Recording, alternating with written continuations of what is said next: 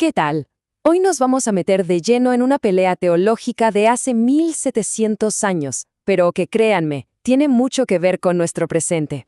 Vamos a hablar del donatismo, un movimiento que desató una tormenta de preguntas sobre la fe, la pureza y el perdón, preguntas que de hecho siguen flotando en el aire. Y para empezar, lanzo esta pregunta. ¿Es posible que una comunidad sea demasiado pura? Suena raro, ¿no? Como una contradicción. Pero como vamos a ver, esa obsesión por alcanzar una perfección moral absoluta puede traer consecuencias, bastante inesperadas y profundas. A veces, hasta puede terminar quebrando a la gente. Y ojo, que esto no es solo un cuento viejo. Hoy mismo existen grupos que se ven a sí mismos como los auténticos o los verdaderos cristianos y construyen un muro para separarse de los demás. La base de ese muro, unas reglas morales súper estrictas. Esta idea de ser un club exclusivo y moralmente superior tiene unas raíces pero muy profundas.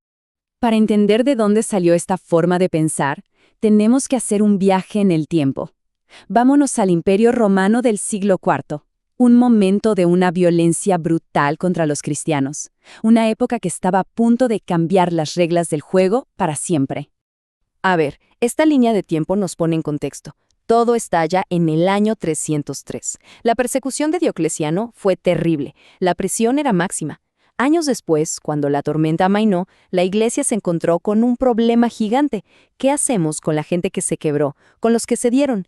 Y de ese dilema, de ese choque de ideas, emerge una figura, Donato. Él supo canalizar todo ese enojo y esa desilusión para crear una iglesia paralela, una que se proclamaba como la única y verdadera iglesia pura. Y aquí está la palabra clave de toda esta historia: traidores. Así llamaban a los que entregaron las escrituras para salvar el pellejo, y esto incluía a obispos, a sacerdotes, a líderes.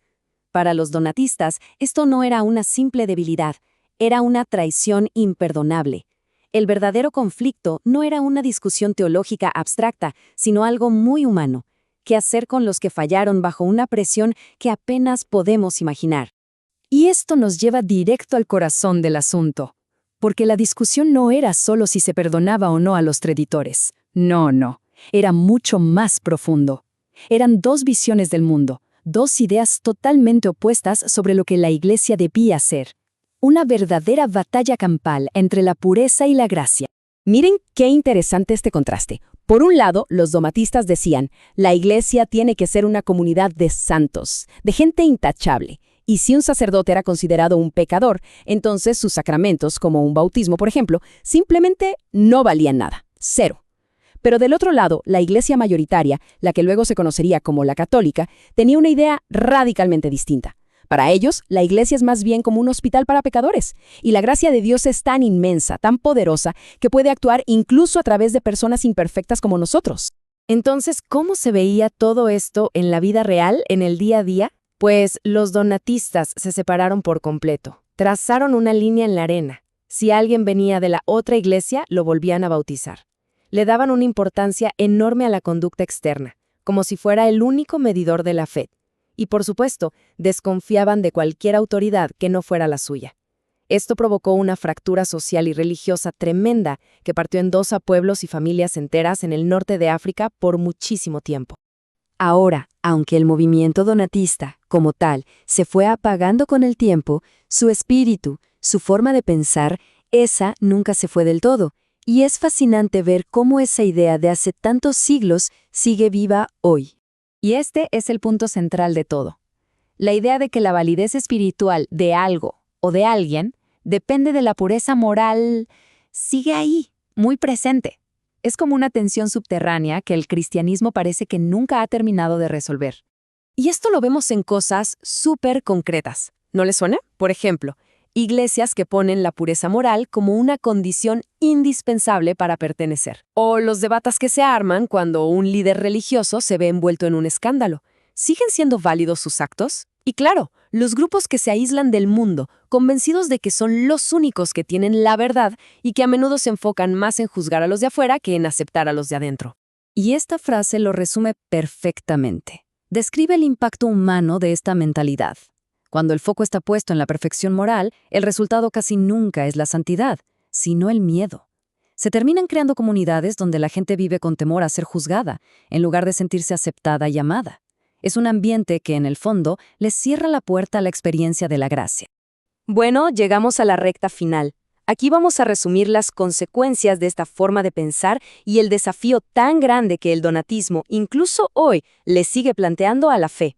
El impacto es clarísimo. Lo principal, como se ve, es la división, el sectarismo, el nosotros contra ellos.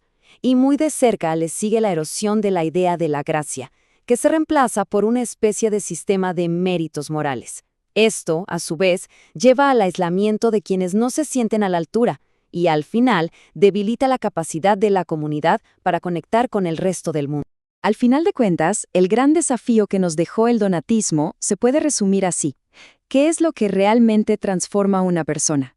¿Es cumplir una lista de reglas morales al pie de la letra o es experimentar una gracia que no se merece? La respuesta de la corriente principal del cristianismo fue, y sigue siendo, que es la gracia. Y cerramos con esta pregunta, para que quede resonando. Después de este viaje de 1700 años, la tensión sigue ahí, intacta. ¿Dónde debería estar el verdadero foco de una comunidad de fe? ¿En mantener un estándar de pureza, aún a riesgo de dejar gente afuera? ¿O en practicar una inclusión radical, aceptando que todos somos imperfectos? Una pregunta que era tan relevante en el siglo IV como lo es hoy.